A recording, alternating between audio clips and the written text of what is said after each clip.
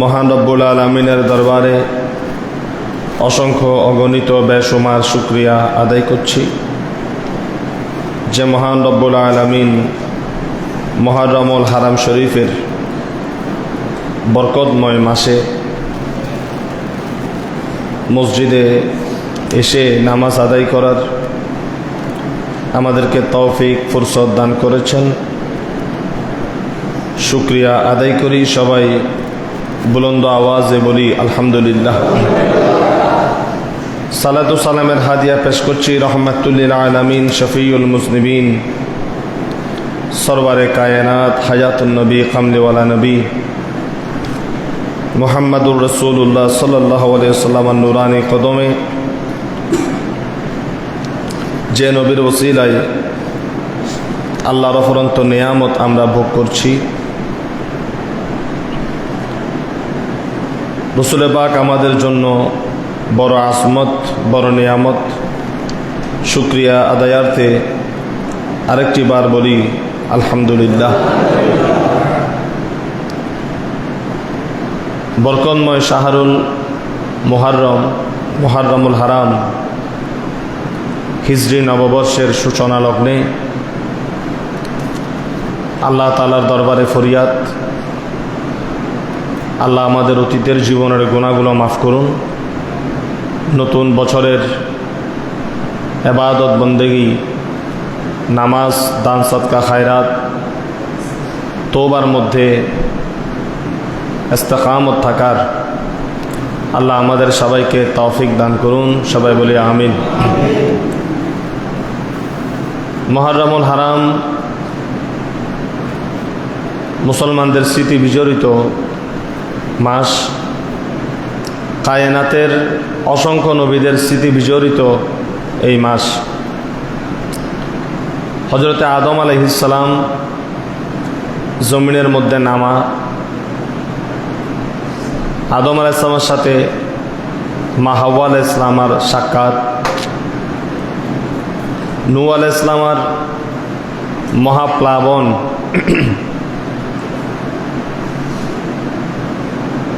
বন্ধ হওয়া, হযরত ইব্রাহিম খলিলুল্লাহ আলাইহিস সালামকে অগ্নিকুণ্ডি থেকে আল্লাহ তাআলা অক্ষত অবস্থায় বের করা, ইউনূস আলাইহিস সালামকে মাছের পেট থেকে মুক্তি দেওয়া, আইয়ুব আলাইহিস সালামকে শেফা দেওয়া, বিশেষ করে হযরত মূসা আলাইহিস সালামের কওমকে ফেরাউনের হাত থেকে মুক্তি দিয়ে ফেরাউনকে নীল নদে ডুবিয়ে মারা, এই সমস্ত বহু আজিম ও শান ঘটনা সম্পর্ক এই মাসে মুহররমের 10 তারিখ সংগঠিত হয়েছে। বিশেষ করে যেই ঘটনা অন্যান্য সকল ঘটনার উপরে রেফাত, বুলন্দি, মর্যাদা লাভ করেছেন, সেটা হলো এই মুহররমুল হারাম শরীফের 10 তারিখ সাইয়্যিদুশ শুহাদা রাসূল পাকের কলিজার টুকরা নাতি ইমাম হোসেন রাদিয়াল্লাহু তাআলা আনহু এবং ওনার মাসুম বাচ্চা আলী আসগর, আলী আকবর, আব্বাস, কাসেম রাদিয়াল্লাহু তাআলা আনহুম আজমাইন ইসলামের জন্য, হক প্রতিষ্ঠার জন্য মুনাফিক বাতিলের সাথে আপোষ না করে ময়দানে কারবালায় নিজেদের সরকে নবী পরিবারের আহলে বাইতে রসুলের এক একটা ফুল জীবন দিয়ে গেছেন। ইসলামের গাছের গোড়ায় আহলে বাইতে রসুলের রক্ত দিয়ে ইসলামকে আবার তরুতাজা করে দিয়েছেন এই মুহররমুল হারাম শরীফে। জোরে বলুন সুবহানাল্লাহ। নিঃসন্দেহে আশিকে রসুল, আহলে বাইতে রসুলের প্রেমিক যারা, আল্লাহর ওলির মোহাব্বতকারী যারা, এবং যাদেরকে আল্লাহ মুসলমান হিসেবে কবুল করেছেন, ইমানদার হিসেবে কবুল করেছেন, নিঃসন্দেহে তারা এই মাসে আহলে বাইতে রসুলকে জিকিরের মাধ্যমে, আলোচনার মাধ্যমে, মোহাব্বতের মাধ্যমে স্মরণ করবে এবং কালকে কিয়ামতের ময়দানে এই আহলে বাইতে রসুলের মোহাব্বত নিঃসন্দেহে আমাদের জন্য নাজাতের ওসিলা হবে। আল্লাহ আমাদের প্রত্যেকের অন্তরে আহলে বাইতে রসুল, নবী পরিবারের ব্যক্তিদের এবং রসুল পাকের পরিপূর্ণ মোহাব্বত আমাদের কলবের মধ্যে দান করুন এবং সেই ইমানের উপর, মোহাব্বতের উপর আমাদেরকে আল্লাহ শেষ নিঃশ্বাস ত্যাগ হওয়া পর্যন্ত বরকরার ইস্তেকামত থাকার তৌফিক দান করুন। সবাই মোহাব্বতের আওয়াজে বলি আমিন, আরো জোরে বলি আমিন। হাজিরিনে কেরাম,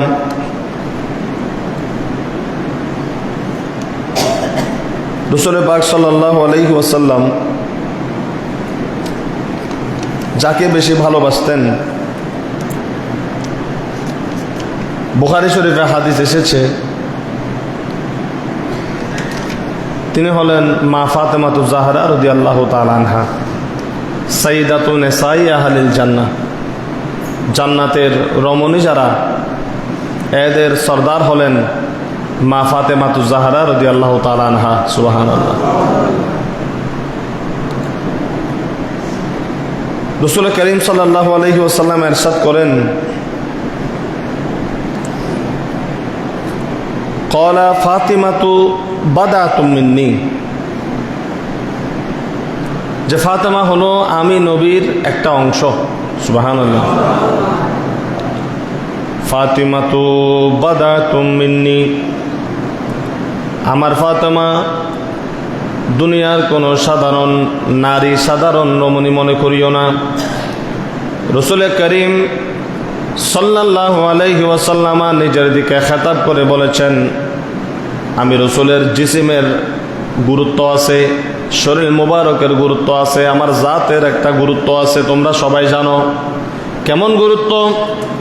রাসূল করিম সাল্লাল্লাহু আলাইহি ওয়াসাল্লামের নুরানি শরীর মুবারক যখন মদিনাতুল মুনাওয়ারা রওজা পাকে কবরের মধ্যে রাখা হলো, তো মানুষ যখন কবরে রাখা হয়, মানুষের পিঠের নিচে মাটি থাকে না? ওই মাটির ধুলাবালি ময়তের শরীরের সাথে লাগে কি লাগে না? কথা বলেন, আরো জোরে বলেন। ময়তের পিঠে শরীরের সাথে মাটি বালি লাগে কি লাগে না? লাগে কি লাগে না? রাসূল পাক বলতেছেন, আমাকে যখন মদিনাতুল মুনাওয়ারা রিয়াদুল জান্নাহ, জান্নাতের টুকরায় আমি রসুলের শরীর মোবারক যখন জমিনের মধ্যে রাখা হলো, সবজে গুম্বদের নিচে, কিসের উপর? মাটির উপর, বালির উপর। ওই বালি সম্পর্কে পৃথিবীর মুহাদ্দিস, মুফাসসির, জাকিরিন, শাকিরিন, ফুকাহায়ে কেরাম, মাযহাবের আইম্মায়ে কেরাম, সাহাবায়ে কেরাম জবানে বলে দিয়েছেন, নিঃসন্দেহে রসুল পাক যেখানে আরাম করতেছেন, রসুল পাকের পিঠ মোবারকের সাথে রওজা পাকের কবরের শরীফের যে বালিগুলা লেগেছে, ওই বালিগুলার দাম খানে কাবার চেয়ে, আরাফার চেয়ে, মিনা মুজদালিফার চেয়ে, জমিনের তামাম জায়গার চেয়ে যে বালিগুলা নবীর পিঠ মোবারকের নিচে আছে, ওইগুলার দাম আরো বেশি বেড়ে গেছে। বলুন সুবহানাল্লাহ।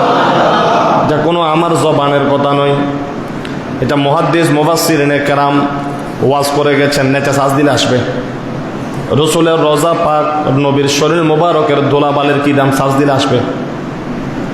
শুধু তাই নয়, তারা বলতেছেন শুধু জমিনের কোনো অংশ নয়, না বাইতুল্লাহ, না সাফা, না মারওয়া, বরঞ্চ আরশ আজিমের মধ্যে যে আরশ আছে, আমার আল্লাহ বলতেছেন ওই আরশ কুরসির চেয়েও আমার রসুলের পিঠ মোবারকের নিচে যে ধুলাবালি কণা লেগেছে, আমি আল্লাহর কাছে ওই ধুলাবালি কণার দাম আমার আরশের চেয়েও বেশি। বলুন সুবহানাল্লাহ।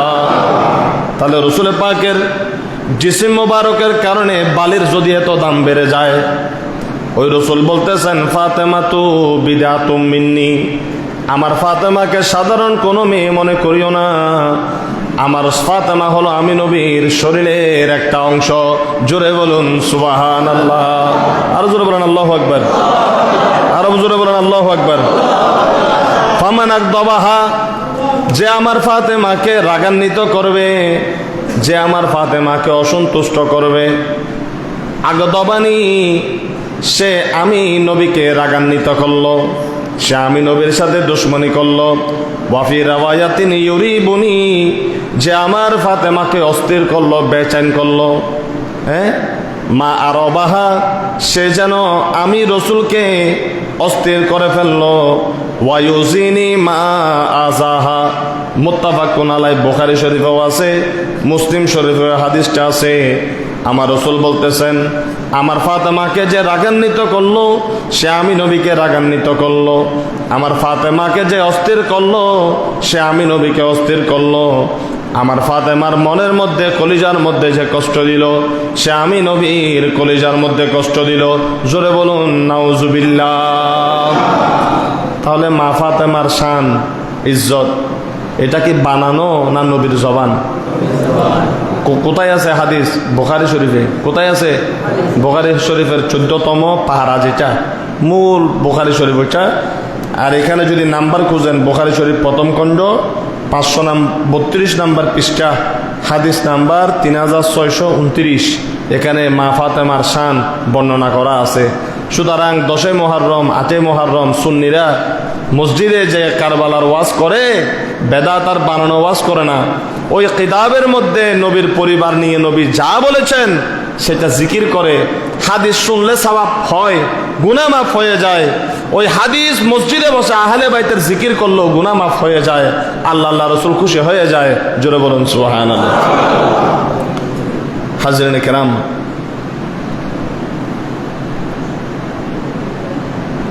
মৌলা আলী শেরে খুদা রাদিয়াল্লাহু তাআলা আনহু, ওনার ব্যাপারে যদি বলি, যাকে রাসূল পাক সাল্লাল্লাহু আলাইহি ওয়াসাল্লাম বেশি ভালোবাসতেন, মুহাব্বত করতেন, এবং রাসূল পাক বলেছেন,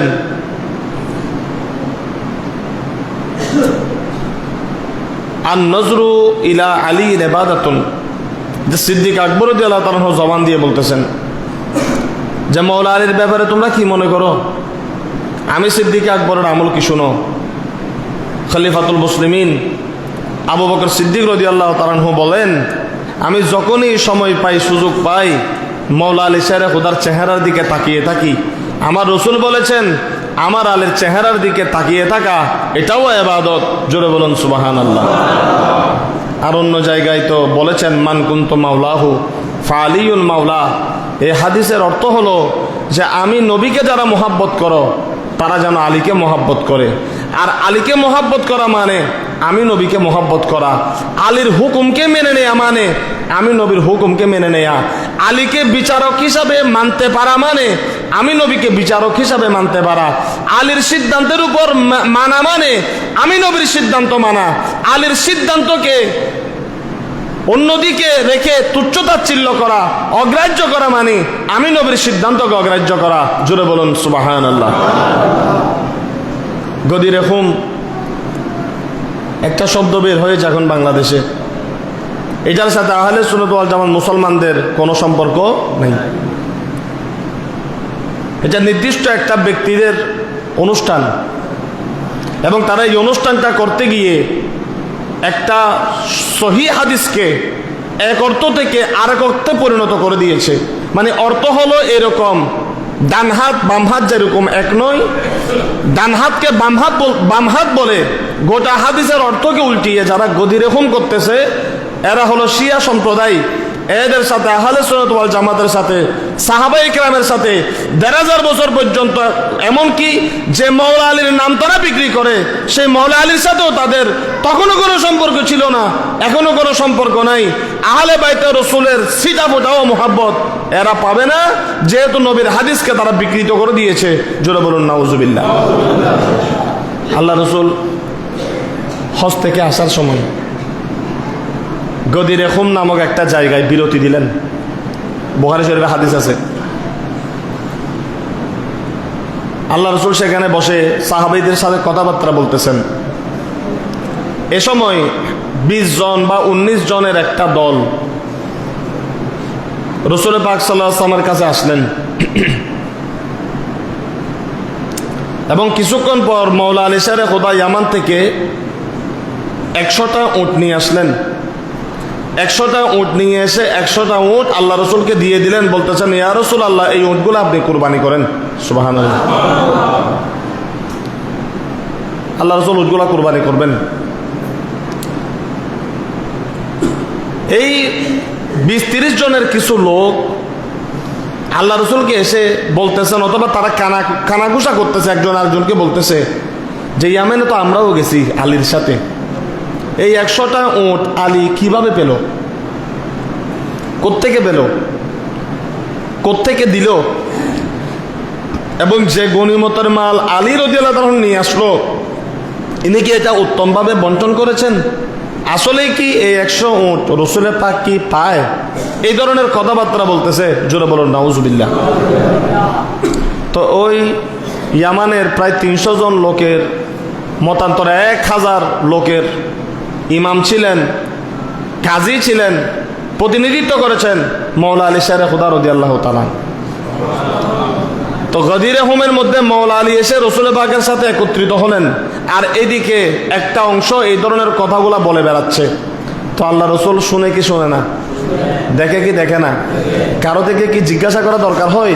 না না, আল্লাহ রসুল বলতেছেন আমি তোমাদের কারো সাথে জিজ্ঞাসা করতে হয় না, আমার সামনে যেরকম চোখ আছে কিবলাতি হা হোনা, আমার পিছনেও চোখ আছে। শুধু তাই নয়, উমর আল ফারুক হাজার হাজার মাইল দূর থেকে যদি নিজের প্রতিনিধি দলকে যদি সাবধান করতে পারে, ইয়া সারিয়াল জাবাল বলে খালিদ বিন ওয়ালিদকে যদি সতর্ক করতে পারে, নবীর গোলামের যদি এই চোখ থাকে রসুল, কারণ 2 বছর ওয়াজুন এলে সুবহানাল্লাহ হত্য হইব, আলহামদুলিল্লাহ হত্য হইব, এই ক্লাস ওই নজাই গই বুঝি পালন নকরিব। হ্যাঁ যাক, তখন রসুল পাক এগুলা বুঝতে পেরে মৌলা আলী শের খুদাকে বলতেছেন, খুঁজছেন আগে, আইনা আলী, আলী কই, সুবহানাল্লাহ, আলী কই। মৌলা আলী শের খুদাকে খুঁজে বের করলেন, এরকম নিচ থেকে তুলে মৌলা আলীকে পাশে দাঁড় করে মৌলা আলীর হাত ধরলেন।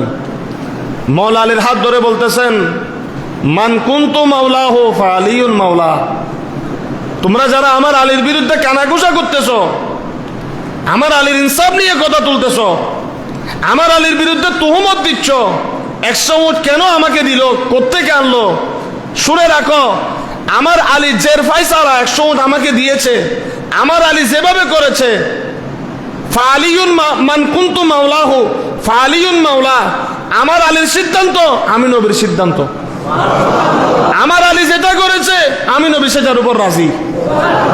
সুতরাং রসুল পাক দোয়া করলেন, আল্লাহ আল্লাহুম্মা ওয়ালিন, আপনি ওই ব্যক্তির বন্ধু হয়ে যান যে আমার আলীর বন্ধু, এবং রসুল দোয়া করতেছেন, আল্লাহ আপনি ওই ব্যক্তির সাথে দুশ্মনী রাখেন, ওই ব্যক্তিকে আপনার দরবার থেকে বের করে দেন যে আমার আলীর দরবার থেকে বিতাড়িত, আমার আলীর ঘৃণা যার কলবের মধ্যে আছে, রব্বুল আলামিন ওই ব্যক্তি আমি নবীর দরবারে গ্রহণযোগ্য নয়, যেহেতু আমার আলীর দরবারে তার গ্রহণযোগ্যতা নাই, হে আল্লাহ তুমিও তাকে তোমার দরবার থেকে বের করে দাও। জোরে বলুন সুবহানাল্লাহ।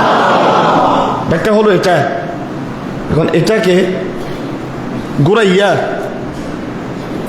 মনে করেন আমি মৌলানা মুফিদ সাহেবকে নোয়াখালী পাঠালাম, বলে দিলাম মুফিদ হুজুর যা বলে তা। এখন ওখান থেকে কিছু লোক এসে যদি আমাকে যদি বলে হুজুর হুজুর এরকম করছে, হুজুর ওরকম করছে, এমন হয়েছে তেমন হয়েছে, ওই হয়েছে সে হয়েছে, সে কিরকম আমি জানি না, না জেনে তো দিই নেই। কি বলেন? না জেনে তো দিই নেই।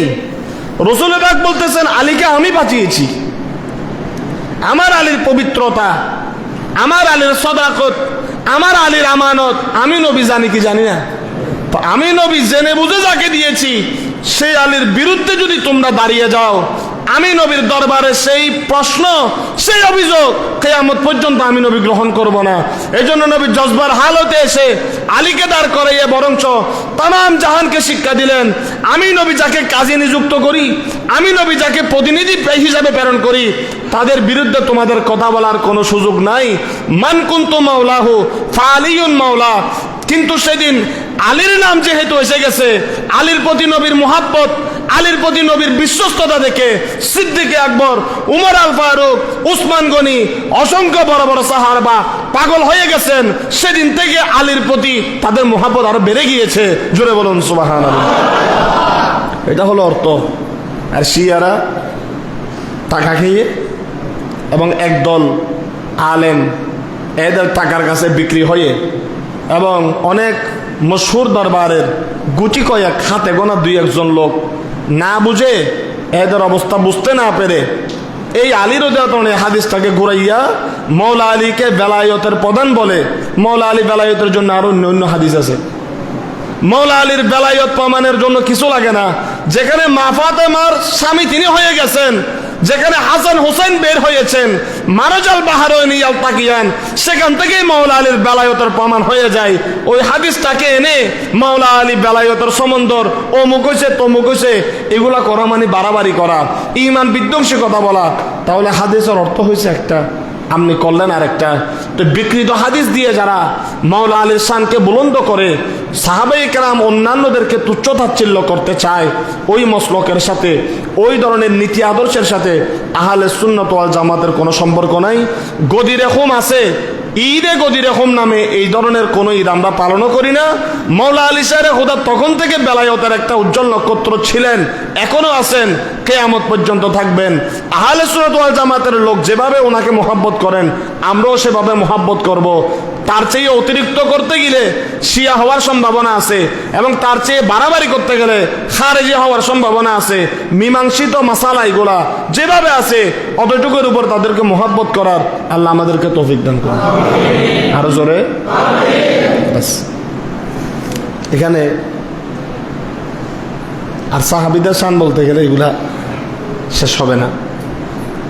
এগুলা এখন আর বলতেও তেমন ইচ্ছা করে না, কারণ ওগুলা ফিল করার মতো, অনুভব করার মতো কলব আমাদের নাই। ওগুলা অনুভব করার মতো কলব অন্তর আমাদের নাই। গরু গোস্ত লাইন দিয়ে মশলা দিবা লাগেরি, তোমার তো দাঁত নাই, তো তুই নরমার দিয়ে স্বাভাবিক এনে পারিবে না।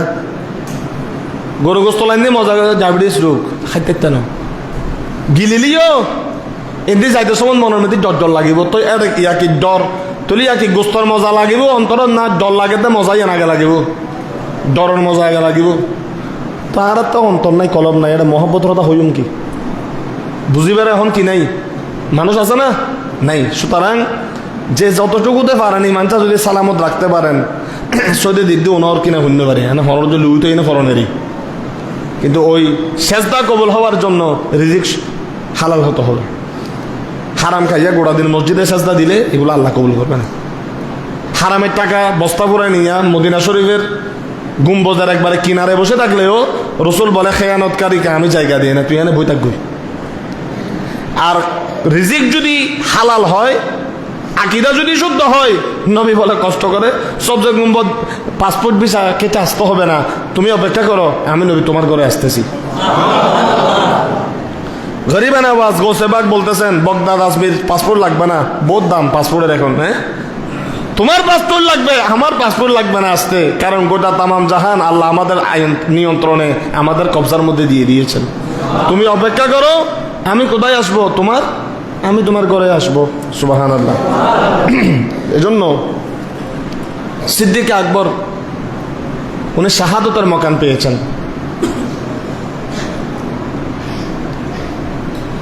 সিদ্দিক আকবর রাদিয়াল্লাহু তাআলা আনহুকে গায়ের সুরের মধ্যে যেই সাপ আঘাত করেছে, কামড় দিয়েছে, এটা ইমামে আলা হযরত খাদাইকে বকশিসের মধ্যে নাত তো লিখছে ওই নাতের কোল নিচে হাসিয়ার মধ্যে ঘটনাগুলো উল্লেখ করছে আগাগুড়া। সুবহানাল্লাহ। প্রত্যেক বছর সাইয়েদনা আবু বকর সিদ্দিক রাদিয়াল্লাহু তাআলা আনহুর যে সাপে কামড় দিয়েছিল গর্তের মধ্যে, ওই সাপের বিষের বেদনা প্রত্যেক বছর ওনার এটা মাহাসুস হইতো নির্দিষ্ট একটা সময়ে। সুবহানাল্লাহ। জানো মে জান ক্যা নজর আয়ে, জানো মে জান ক্যা नजर आए, क्यों अदो गार सूर फिरते हैं, क्यों अदो दर बदर फिरते हैं, वो सोए लालाजार फिरते हैं। सुभान अल्लाह। গাড়েসুরের মধ্যে 40 জন কাফের যখন পাহাড়ের মধ্যে উঠে যখন আল্লাহ রসুলকে তালাশ করতেছে, এরকম নদেহের সুগে, অথচ সিদ্দিক আকবর তাদের পা দেখতেছে উপরের দিকে। নিচের দিকে তাকাইলেই গর্তের মুখ দেখা যাবে, রসুলকে দেখা যাবে, কিন্তু দেখে না। এই কে কাহাব পর ফারত উড়িয়ে নেয় তলার নসার।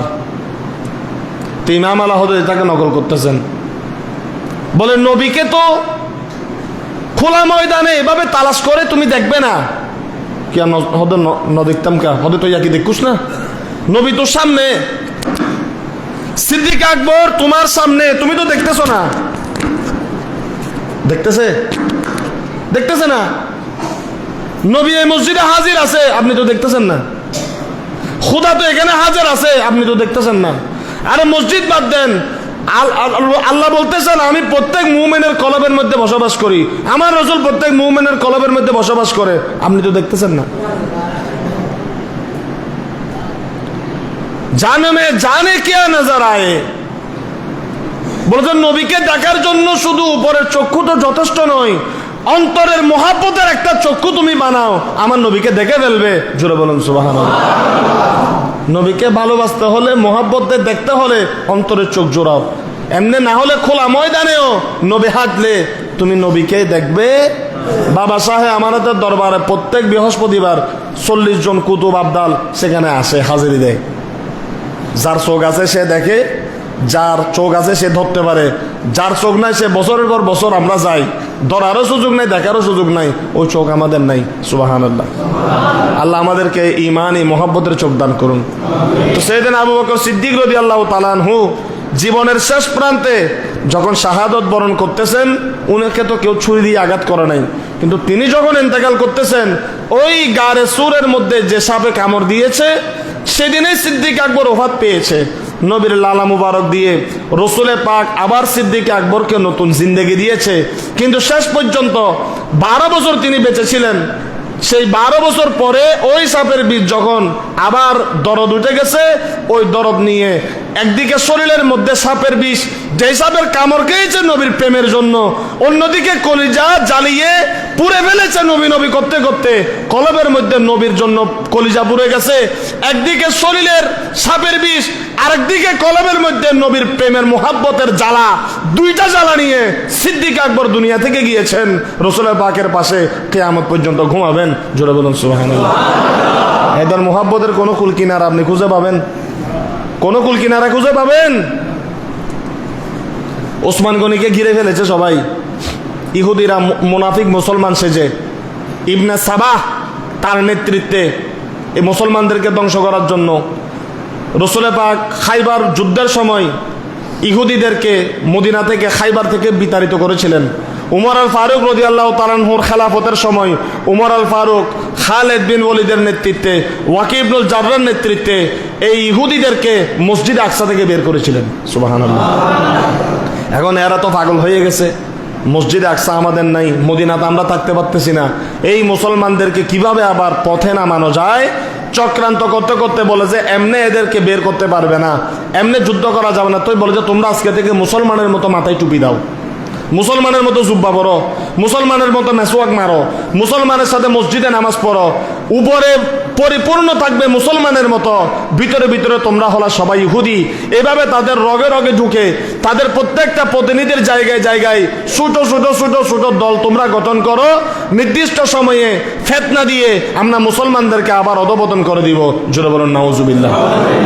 তারা কামিয়াব হয়েছে, তারা কামিয়াব হয়েছে। যে কোনো বিষয়ে যে কোনোভাবে কামিয়াব হওয়ার পর হযরত ওসমান গনি রাদিয়াল্লাহু তাআলা আনহুর ঘর তারা ঘিরে ফেললেন। ওসমান গনিকে বের হতে দিচ্ছেন না, পানি বন্ধ করে দিলেন। সুবহানাল্লাহ। যে ওসমান গনির টাকা দিয়ে মক্কা মদিনার মানুষেরা পানি খাইছে, এগুলো তো লম্বা ঘটনা। বাগান দান করে দিয়েছে ওসমান গনি টাকা দিয়ে, বন্দরে জাহাজ এসেছে মাল পুরাই মদিনাতে দুর্ভিক্ষ, এক রাত যায় নাই, ওসমান গনি দান করে দিয়েছেন। ফজর বেলায় জিজ্ঞাসা করেছে ব্যবসায়ীরা, এই উসমান, আমরা গতকালকে 1 টাকার মাল 6 টাকা দিব বলছে, বলে তুই দিবি 6 টাকা? এমন একজনের কাছে বিক্রি করেছে 1 টাকায় 10 টাকা দিছে। বলে কাকে দিয়েছো? বলে আমি আমার আল্লাহর সাথে ব্যবসা করেছি, আমার আল্লাহর কাছে সব মাল বিক্রি করে দিয়েছি।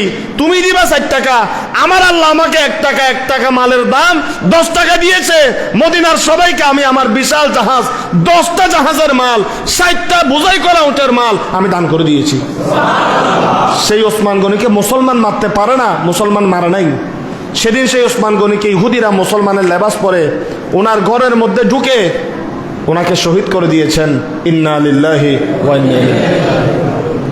ওসমান গনি কোরআন শরীফ পড়তেছেন, মন বেচাইন, একটু তন্দ্রের মধ্যে আসলো। আমার রসুল স্বপ্নের মধ্যে ওসমান গনি দেখতেছেন আমার রসুল দস্তরখানা বিছাচ্ছেন, জান্নাতে হুর গালমানদেরকে নির্দেশ দিচ্ছেন, এটা সুন্দর করো, এটা সুন্দর করো।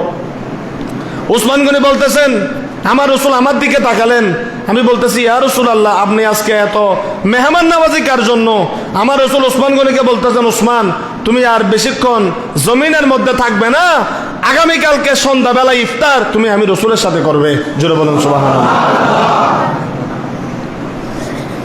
10 দিন পর্যন্ত লাশ দাফন করতে পারে নাই, 3 দিন মতান্তরে 10 দিন ওসমান গনির লাশ ঘরের মধ্যে ছিল। এমন অবস্থা সৃষ্টি করেছে ইহুদিরা, ওসমান গনি রাদিয়াল্লাহু তাআলার লাশ পর্যন্ত ধরার জন্য কেউ সাহস পাচ্ছে না। অনেক পরে ইমাম হাসান হুসাইন এটার নেতৃত্ব দিয়ে মাওলা আলী শের খুদা আসার পর ওসমান গনি জিন্নুরান রাদিয়াল্লাহু তাআলার লাশ মুবারক জান্নাতুল বকিতে দাফন করতে পারে নাই, সাধারণ একটা কবরস্থানে দাফন করেছে। ইসলামের এই মহান ব্যক্তিত্ব ওসমান গনি জীবন ভর নবী নবী করেছেন, এত মহাব্বত করতেন আমার নবী। আমার নবী বলতেছেন, আমার যদি আরেকটা মেয়ে থাকতো, আমার যদি আরো একটা মেয়ে থাকতো, ওসমান আমি সেগুলাকেও তোমার সাথে শাদী দিয়ে দিতাম। জোরে বলুন সুবহানাল্লাহ। এগুলা মহাব্বত না? এদের প্রেম ভালোবাসার সামনে আপনার আমার প্রেম ভালোবাসা কিছু নয়। এজন্য মৌলা আলীকে মোহাব্বত দেখাইতে গিয়ে শিয়ারা এই সিদ্দিক আকবর, ওসমান গনি, ওমর আল ফারুক এদেরকে নিয়ে কটু কথা বলে। তো যেখানে সাহাবীদের সামনে কটু কথা হয় সেটা কোনোদিন হকপন্থী হতে পারে না। এজন্য মৌলা আলীর মোহাব্বতের জায়গায় মৌলা আলী শেরে খুদা বেমেসাল, খোলাফায়ে রাশেদান সাইয়েদনা আবু বকর সিদ্দিক, ওমর আল ফারুক, ওসমান বেমেসাল। নবীর আশারে মুবাশশারা ওনাদের কোনো তুলনা নাই, বদরি সাহাবাদের কোনো মেসাল নাই। এভাবে নবীর যত সাহাবী সবাইকে ভালোবাসতে হবে। কাউকে বেশি মোহাব্বত করতে গিয়ে আরেকজনের শান মানে আঘাত করা যাবে না। এবং হাদিসের অবব্যাখ্যা করে বেলায়েত বলে অন্য কথা বুঝিয়ে মৌলা আলীর দিকে এক চেটিয়া নিয়ে গিয়ে ইমান ধ্বংস করার কোনো সুযোগ নেই। যাক, আজকে আমাদের কথা অনেক দিকে চলে গেল, আগামী জুমাতেও আমরা এগুলো আলোচনা করব। পরিশেষে যেটা বলবো, ফাতেমা মৌলা আলী, ফাতেমা রাদিয়াল্লাহু তাআলাকে রাসূল পাক নিজের শরীরের টুকরা বলেছেন। ইমাম হুসাইনও রাসূল পাকের শরীরের একটা টুকরা। জুড়ে বলুন সুবহানাল্লাহ। আমি শেষ করবো এই কথা বলে, রাসূল পাকের চাচি হযরতে আব্বাস রাদিয়াল্লাহু তাআলার স্ত্রী আব্দুল্লাহ ইবনে আব্বাসের আম্মা জান উম্মে ফজল বিনতে মিলহান, ইনি ছিলেন নবীর চাচি। আল্লাহ রসুলকে বেশি মহব্বত করতেন। কিছু একটা পাইলে নবীর কাছে দৌড় দিয়ে আল্লাহ রসুলের দরবারে নিয়ে যেতেন। বেশিরভাগ সময় রসুলের দরবারে আসা যাওয়া করতেন। আল্লাহ রসুল ওনাকে মায়ের মতো মহব্বত করতেন, যেহেতু রসুল পাক অল্প বয়সে মা হারিয়েছেন। জোরে বলুন সুবহানাল্লাহ। উনি একদিন রসুলের দরবারে এসে কাঁদতেছেন। আমার নবী তাড়াতাড়ি বসালেন, চাচি আপনি সবসময় হাসি খুশি থাকেন, আমার দরবারে আজকে বিষণ্ণ চেহারা, পেরেশান, বিষয় কি? তখন তিনি বলতেছেন, রাআইতু হুলমান মুনকারান। ইয়া রাসূলুল্লাহ, বাতিজা বলে নাই, কি বলতেছে? হাদিসে ইরশাদ হচ্ছে ইয়া রাসূলুল্লাহ, রাআইতু হুলমান মুনকারান, একটা খারাপ স্বপ্ন দেখেছি। ওমা, আপনি আবার কি দেখলেন? বলে যায়, ইয়া রাসূলুল্লাহ, আমি দেখলাম আপনার শরীরের একটা অংশ থেকে একটা গোশতের টুকরা কেটে ফেলা হয়েছে। সুবহানাল্লাহ। আরো জোরে বলেন সুবহানাল্লাহ। আপনার শরীর মোবারক থেকে একটা গোশতের টুকরা কেটে ফেলা হয়েছে। তো কেটে কি করছে? বলে যে ইয়া রাসূলুল্লাহ, কেটে অন্যদিকে দেয় নাই, সরাসরি আমার কুলের মধ্যে এটা দেওয়া হলো। আপনার শরীরের জিসিম মোবারকের টুকরা দেখে আমি আরো ভয় পেয়ে গেলাম। কাউকে এই স্বপ্নের কথা বলি নাই, আপনি নবীর কাছে বলতে এসেছি। জোরে বলুন সুবহানাল্লাহ। ফাতাবাসসামা রাসূলুল্লাহ, আল্লাহ রাসূল মুস্কি হাসলেন এবং বলতেছেন, রাআইতে খায়রান, অনেক উত্তম স্বপ্ন দেখেছেন। এটা খারাপ কিছু দেখেন নাই? বলে যে ইয়া রাসূলুল্লাহ, আপনার শরীরের গোস্ত কেটে গেছে, হ্যাঁ, শরীর মোবারকের একটা অংশ কেটে ফেলা হয়েছে, আপনি বলতেছেন এটা ভালো, এটা কিরকম? বলে যে অপেক্ষা করেন, তালিদু ফাতেমা তো ওয়ালাদান আও গোলামান, কিছুদিনের মধ্যেই আমার ফাতেমা একটা পুত্র সন্তান জমিনের মধ্যে ভূমিষ্ঠ করবে, এবং ওয়াদাহা, এবং সর্বপ্রথম হিজরি আপনার কুলের মধ্যে ওই সন্তানকে দেয়া হবে। এটা আপনি স্বপ্নের মধ্যে দেখেছেন। কিছুদিন পরে মা ফাতেমা তো জাহরা রাদিয়াল্লাহু তাআলা আনহা ঠিক এই নবীর ভবিষ্যৎবাণী অনুযায়ী একটা পুত্র সন্তান প্রসব করলেন, এবং ওই সন্তান যেহেতু তিনি ওই ঘরের কামরার মধ্যে ছিলেন, ইমাম হোসেনকে সর্বপ্রথম তিনি কুলে নিলেন। তিনি ইমাম হোসেনকে কুলে নিয়ে এসে আমার রাসূল পাকের কুলের মধ্যে দিলেন। জোরে বলুন সুবহানাল্লাহ। হাজিরিনে কেরাম, তো মা ফাতেমা যেরকম নবীর শরীরের একটা অংশ, ইমাম হুসাইন ও রাসূল পাকের কি একটা অংশ। কিভাবে? এই যে স্বপ্নে আপনারা শুনলেন যে আমার রাসূলের একটা টুকরাকে দিয়ে দেওয়া হয়েছে, এজন্য রাসূল পাক বলতেছেন ইমাম হুসাইনের শহীদ হওয়া মানে আমি নবীর শহীদ হওয়া। সেদিন ময়দানে কারবালায় আমার হুসাইনের স্যারকে কাটা হয় নাই, আমার হুসাইনের স্যারের মধ্য দিয়ে আমি নবীর স্যারকে দুই টুকরা করা হয়েছে। এজন্য রাসূল পাক সাল্লাল্লাহু আলাইহি ওয়াসাল্লাম বারবার বলতেন আমার হাসান হুসাইনের মধ্য দিয়ে আমি নবীর যে তামান্না ছিল আল্লাহর দরবারে, যে আল্লাহ আমি তোমার দরবারে, বুখারীর হাদিস, আমার মন চাই একবার শহীদ হই আবার জিন্দা হই, সুম্মা উহিয়া সুম্মা উক্তাল, আল্লাহ আমার মন চাই আমি একবার তোমার কদমে শহীদ হই, আবার জীবিত হই, আবার শহীদ হই, আবার জীবিত হই। আল্লাহ বলতেছেন আল্লাহু ইউসিমুকা বিহিন নাস, হে রাসূল আপনাকে পৃথিবীর কোনো মানুষ কতল করবে, আঘাত করে মারবে, এটা কোনো মানুষ করতে পারবে না। আমি আল্লাহ এটা মানুষের জন্য হারাম করে দিয়েছি, আমি আল্লাহ হেফাজত করব। ওই নবীর যে চাহিদা ছিল আল্লাহ আমি তোমার কদমে শহীদ হই, আমার নবী বলেন আল্লাহ সেটা পূর্ণ করে দিয়েছেন। নবী কিভাবে পূর্ণ করেছেন?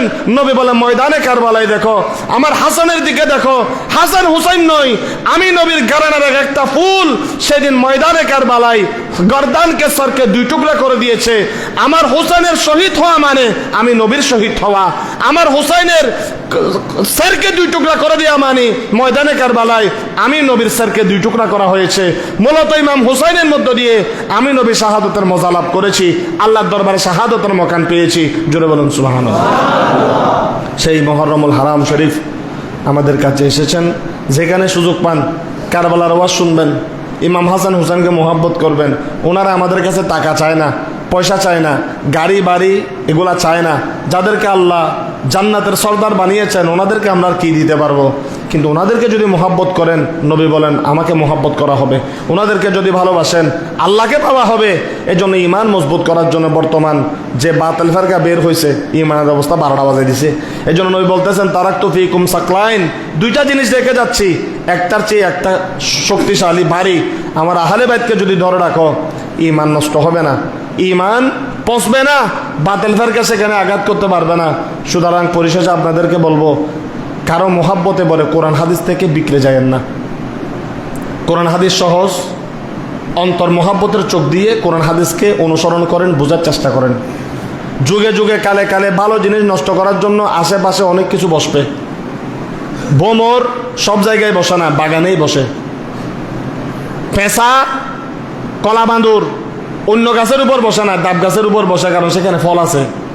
যে রাস্তাতে মজা বেশি, যে রাস্তা জান্নাতের, সেখানে শয়তান বসবে, সেখানে বাতিল বসবে, সেখানে মুনাফিক বসবে।